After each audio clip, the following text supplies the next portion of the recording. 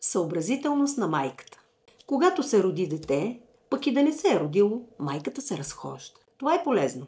Местата, дето ходи, са на различни разстояния. Ако детето се е родило, пак може да избира къде да го разхожда.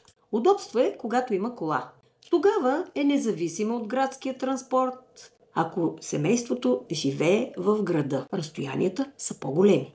Независимо от начина и на придвижване, налага се да пазарува. Било дрехи, храна, аксесуари и други, не само за детето. Родителите също имат нужда от различни неща. Най-често жената, в частност майката, движейки се тук-там, може да се случи в невъзможност да изтегли пари.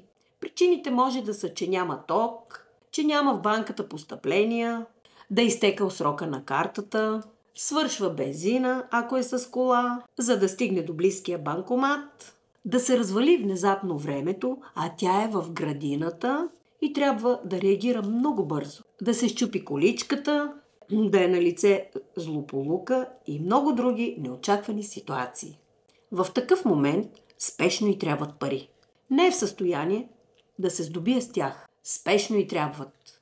Няма как да получи, изтегли или придвижи до банка или банкомат. За да не изпадне в подобни ситуации, нека винаги да има резервни пари в наличност. Може да ги нарече касичка за спешни нужди. Особено необходими ще са през нощта, когато всичко спи, а обстановката в къщи е непоносима и има спешна нужда от някакви пари в наличност. Надявам се, че предложението ми ще ви бъде от полза.